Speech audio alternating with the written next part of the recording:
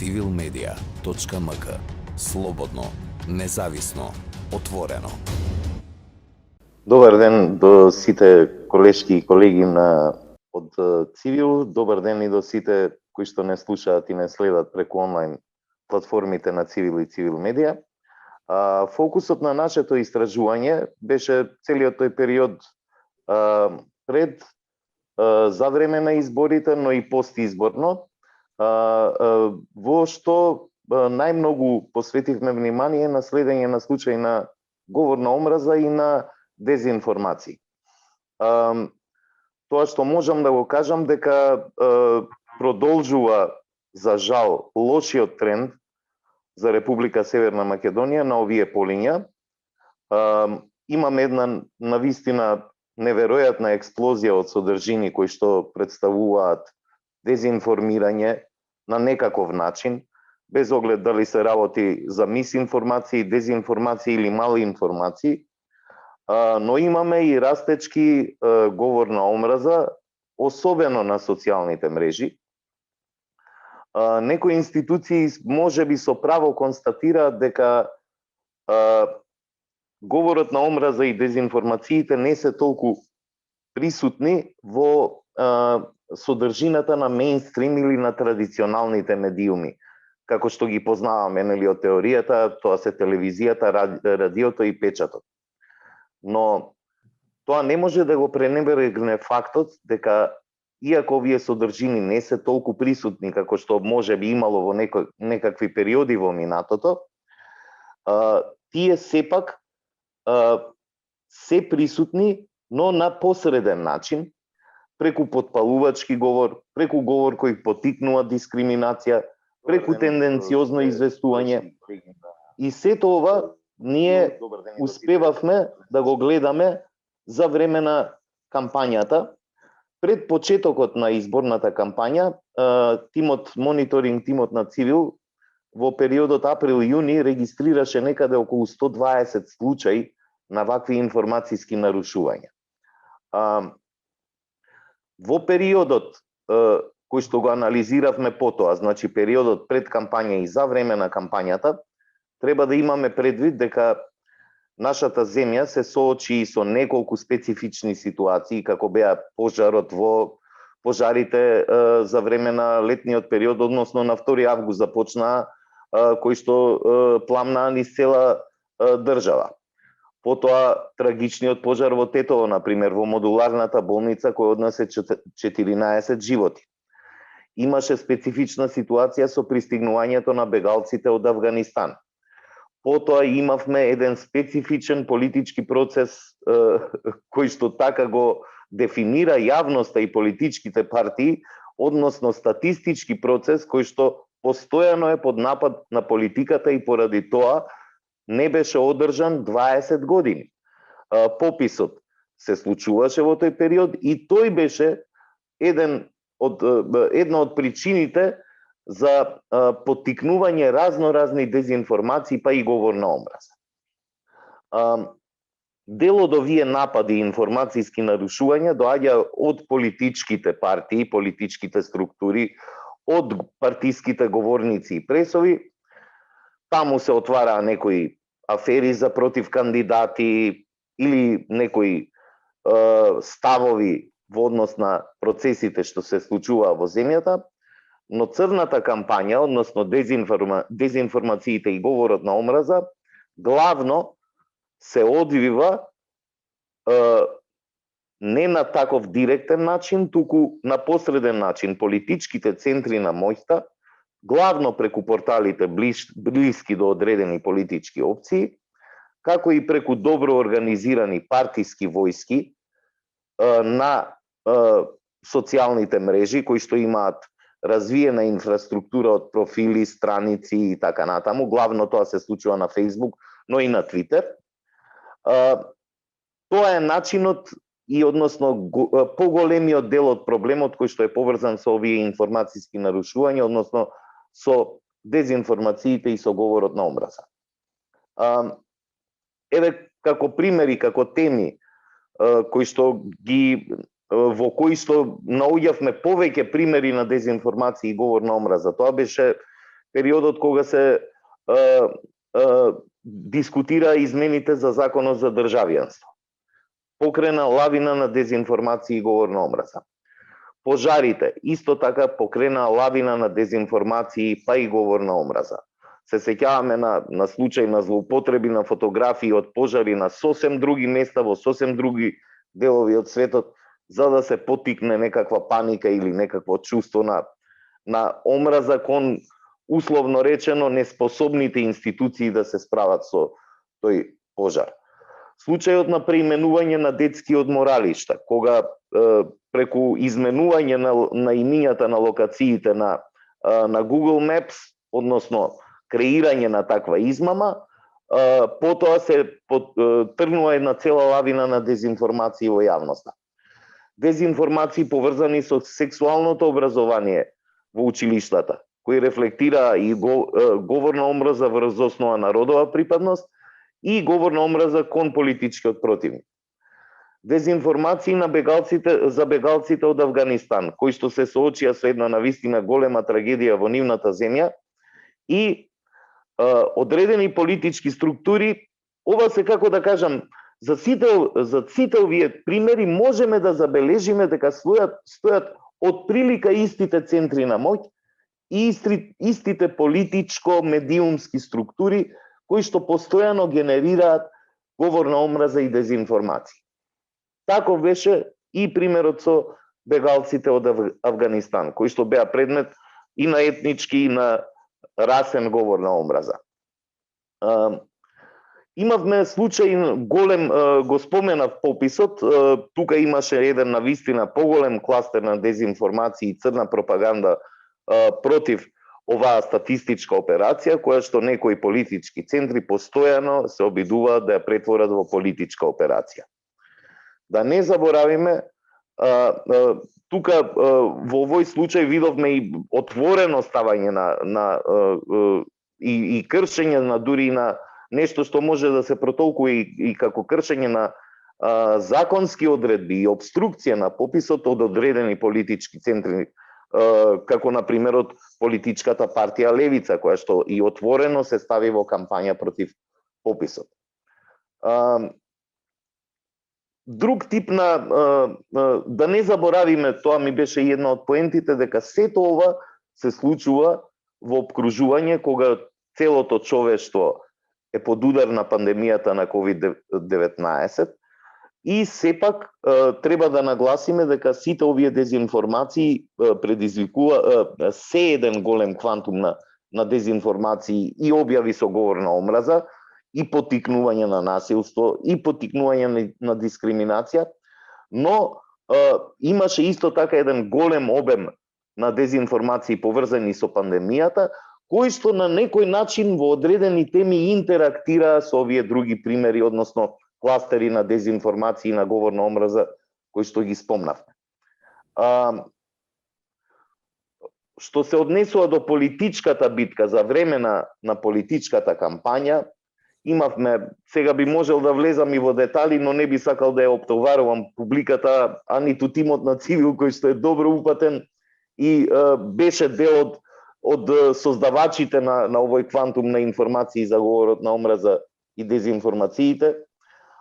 Например, се сеќаваме на дезинформации кога председателот на ВМРО ДПМН Мицкоски, пратеникот Антонио Милошовски, додека се случуваше тоа трагедијата, односно во деновите по трагедијата со модуларната болница во Тетово, тврдеа дека владата во Романија паднала поради пожар во модуларна болница. Барајќи го истото нормално и од македонската влада, што не беше воопшто точно, имаше случаи на пожари на модуларни болници во Романија, но таму владата падна поради сосем друга причина и несогласување меѓу коалицијските партнери. Случајот на дезинформации со наводно фрлање на книги и нивно носење на депонија, што беше искористено конкретно за напад над министерката тогашна за образование Мила Царовска и на тогашниот премиер Заев. Лудата власт во Македонија на чело со Мила Царовска и Заев фрла учебници во трактори и потоа ги носи на депонија. Беше наслов на една Facebook страница, Потоа ова видео беше објавено од неколку портали, меѓу кои Курир и Нетпрес, кои што често пати прават вакви нарушувања, информацијски нарушувања, а потоа истото го слушнавме и во говорот на партискиот лидер Мицкоски на предизборен митинг. Ова е еден од начините на кои што се перпетуираат тие дезинформации и информацијски нарушувања од нешто што се појавува на Facebook страница и кое што е комплетно неточно, таму не може на тоа видео ниту да се види палење, ниту носење на депонии, се гледаат некои стари тефтери што се вика, но никој не може од тоа да направи случај дека се палат книги и се носат на депонија. Сличен таков напад министерката Царовска доживеа кога и беше тотално извртена една изјава дека треба родителите и децата да се користат со учебниците во дигитална верзија кои што имаат и мултимедија и квизови кои ги нема во печатената верзија. За тоа неколку медиуми да извлечат наслови дека родител на кој на своето дете му дава книга му прави штета. Нешто што воопшто не било кажано за време на изјавата која што е дадена од министерката. Еден од повидливите случаи беше случајот со објавеното државјанство на Република Бугарија и лична карта во таа земја на кандидатката за градоначалник на Скопје Данела Арсовска. Имаше цел кластер на дезинформации, не само поврзан со самата објава, туку и дезинформации кои што се обидуваат да ги дискредитираат приложените документи кои што ги објави владеачката партија, но и кои што беа достапни на неколку медиуми објавија истражувања дека тие информации се релевантни и точни бидејќи се достапни на електронски регистри на бугарската држава. Имаше многу случаи на компјутерски изменети фотографии. Еве чисто како пример, тогашниот министер за информатичко општество и администрација Јетон Шакири му беше изменета кутија некоја со помош која што ја носи за време на почетокот на пандемијата. Ознаката напред на кутијата е ставена дуи и создаден е наратив дека наводно еве министерот Шакири оди да купува гласови, иако таа фотографија беше 2 години стара. Иста така фотографија која што се ширеше вирално беше една фотографија на кој што се гледа некаков пункт на кој што се гледаат вреќи со компири, пакети со масло за јадење и така натаму. Дека наводно тоа го прави владеачката партија, иако на истата фотографија на ќошот десно може да се забележи и лого на главната опозицијска партија. И сега всушност се работи за стара фотографија која што веќе 2 изборни циклуси чинам се користи за вакви тези, односно за дезинформации дека една или друга партија спроведува подкуп за време на изборите. Една од поопасните дезинформации кои што создаваат и паника и нарушување на правото на гласање беше наводна дезинформација дека има луѓе кои што се вооружени шетаат за време на изборите. Тоа го објави порталот Маркукуле, кој што сосема погрешно интерпретира известување од Американската амбасада дека некој им се пожалил дека има наводно ќе имало вооружени лица на изборите. Тоа беше представено како став на Американската амбасада, што не беше воопшто точно. Слична дезинформација, например, може да се види неколку серија на дезинформации кои што излегуваат од политичката партија Левица и нејзиниот лидер Апасиев. Неколку часа пред изборите тој објави дека синот на кандидатот на владеачката партија за град Скопје Шилегов е собственик на дуќан во штотуку отворениот тогаш трговски центар Истгейт, што се испостави дека не е точно и беше демантирано. Потоа дезинформации дека одредени кандидати на оваа партија и нејзини советници и високи функционери, веќе браќата Масларковски, биле обвинети од државата за извикување Македонија на протест, иако од обвинителниот предлог кој што го објавија самите браќа Масларковски се гледа дека тие се обвинети за напад врз службено лице при вршење работа на безбедност. И воопшто во целиот обвинителен предлог нема никаде напишано за некакво извикување или скандирање Македонија на протест. Дали во трудот кој го работеше ти заедно со колегата Трајановски и со другите колешки колеги од Цивил има и посебни препораки кои знам дека се секогаш дел од работата на Цивил и дали би можел да издвоиш една или две кои се во тој домен, доколку се дел од оваа публикација, можеби имате план некој друга? Да, имаме на крајот на истражувањето и конкретни препораки за надминување на состојбите. Жал ми е што имаме многу што да кажеме, иако не посветив доволно внимание на случаите на говорот на омраза и некои флоскули кои што се појавуваат, но тие им се веќе добро познати на публиката, предавници, квислинзи, колаборационалисти, северџани, комуњари, непријатели и така натаму.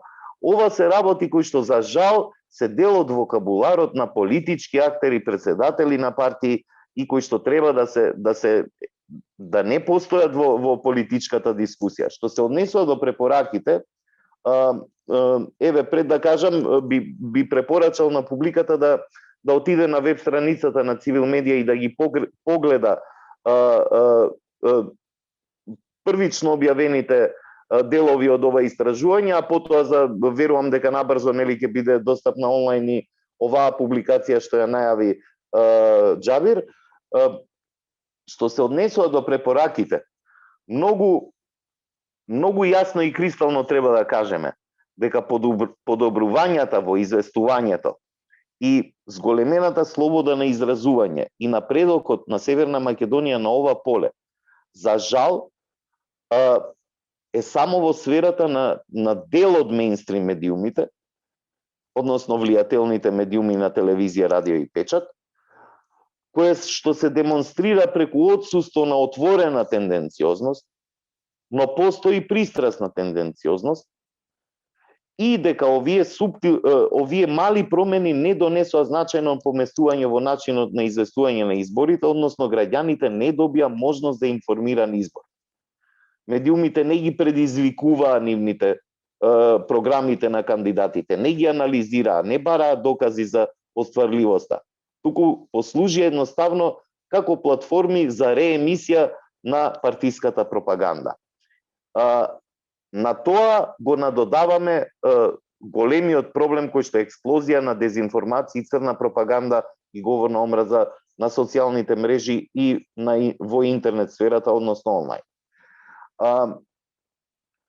Северна Македонија констатираме и како организација, и како истражувачи дека ниту има доволно силни механизми, ниту легислативни, ниту институционални за справување со информацијските нарушувања, со дезинформациите и со говорот на омраза. И понатаму е нагласена културата на неказнивост, која е резултат пред се на недоволна активност на надлежните институции.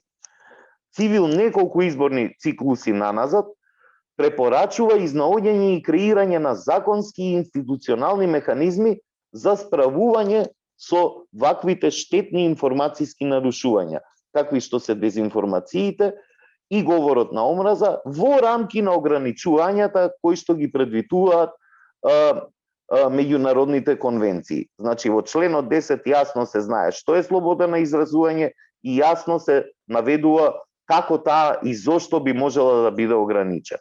А говорот на омраза, нарушувањето на националната безбедност, нарушувањето на човековите права и достоинство се причина и според меѓународните конвенции за воведување на законски механизми кои што ќе ги спречат таквите однесувања и јавни произнесувања.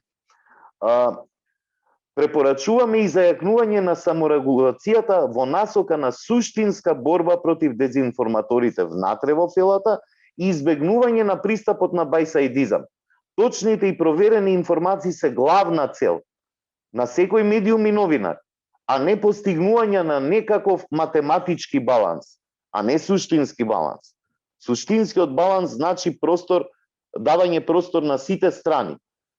Но тој не мора да значи, ниту пак значи, туку представува нарушување на информацијскиот баланс, доколку вие во сите тие страни ќе внесете и страни кои што ги дезинформираат граѓаните и не им го овозможуваат правото на информиран избор. Ги препорачуваме, ги повторуваме препораките за интензивирање на институционалната акција за воведување на медиумска писменост.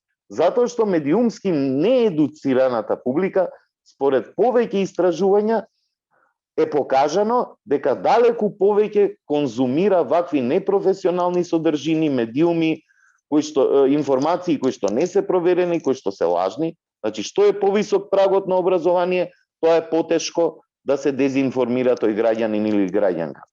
Клучот на успехот, и со ова ќе завршам, лежи во соработката помеѓу надлежните институции за гонење и санкционирање на информацијските нарушувања, помеѓу образовниот систем, медиумите и нивните организации, граѓанскиот сектор, јавноста, јавниот сервис, кој што треба да биде предводник на оваа битка за медиумско описменување и борба против дезинформациите во медиумскиот простор, надлежните институции и регулаторни тела во областа на медиумите, како Агенцијата за медиуми, Министерството за информатичко општество и администрација, па и надлежните комисии и други регулаторни тела, како што се Државната изборна комисија, Комисијата за спречување и заштита од дискриминација, Антикорупцијската комисија. Сите овие фактори треба да изнајдат заеднички начин и стратегија за еден процес кој што ќе помине, би требало да помине и преку собранието и да доживее некоја формална завршница за овој проблем да се адресира. Инаку тоа што ни се случува што ни се случуваше на овој изборен процес, само ќе се зголеми и ќе се перпетуира во наредните изборни процеси. civilmedia.mk. Слободно, независно, отворено.